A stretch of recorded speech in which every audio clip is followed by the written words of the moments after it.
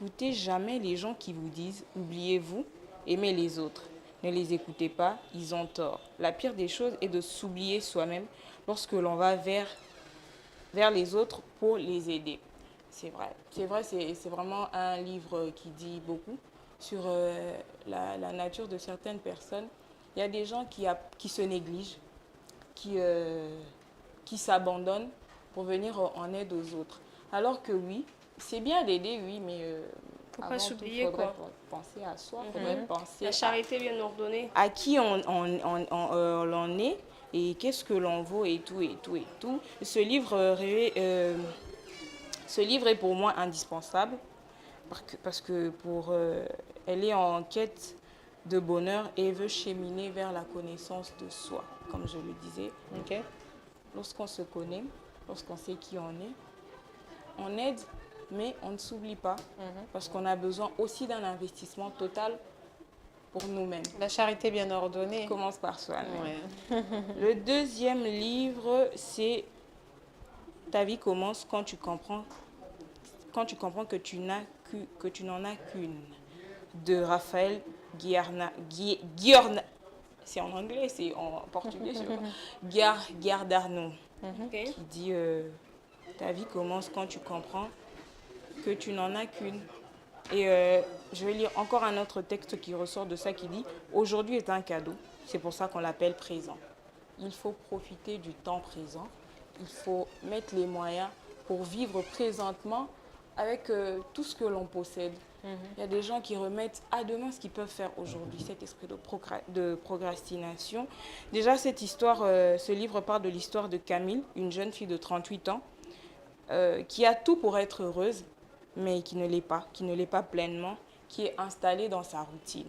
Qu'est-ce qu'on comprend? Ce livre nous booste dans les moments blue, dans les moments de faiblesse, dans les moments où nous ne sommes pas en mesure de nous surpasser, où nous pleurons sur certaines situations de nos vies et tout. Elle donne quelques clés pour vous sentir mieux au quotidien. C'est-à-dire, comme je l'ai dit, ta deuxième vie, c'est aujourd'hui. Aujourd'hui est un cadeau. C'est pour ça qu'on l'appelle présent.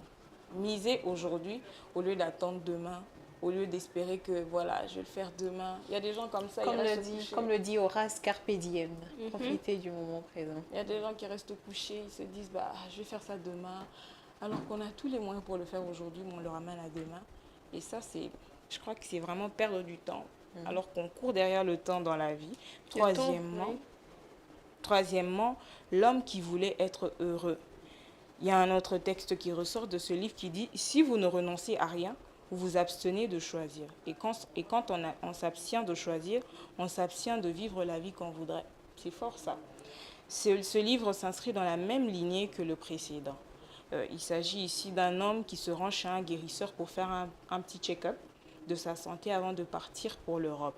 Le diagnostic, ça va vous étonner, le diagnostic tombe, vous êtes en bonne santé mais pas heureux. Okay. Il y a des gens comme ça, ils sont en bonne santé mais ils ne se connaissent pas. Oui.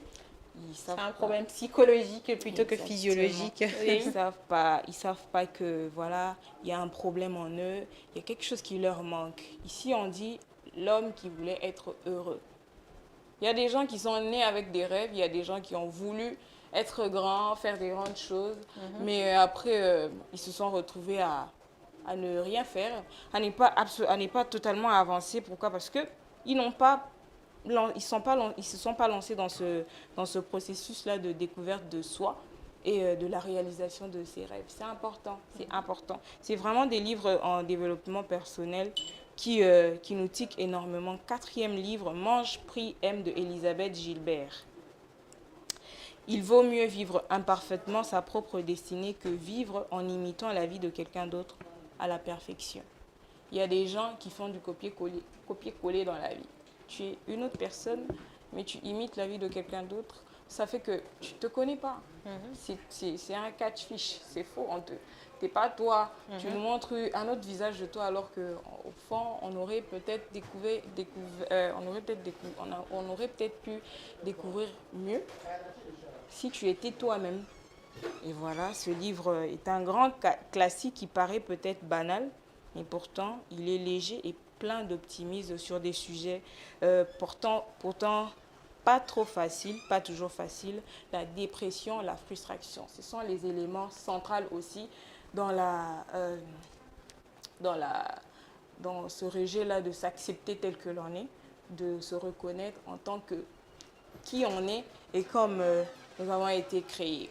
Voilà, merci beaucoup Gigi Nende. C'était quelques livres que Gigi nous a proposé pendant ce moment de festivité. Ne pensez pas seulement à manger et à boire, mais il est aussi important de trouver quand même du temps pour la lecture, et cela fait vraiment du bien dans la santé, fait vraiment du bien aussi pour notre esprit et notre âme aussi. Donc là, on va prendre la dernière rubrique qui nous reste. Il s'agit de la rubrique Géo Bidet, mais avant cela, je vais lire un message rapidement. Bonjour à vous.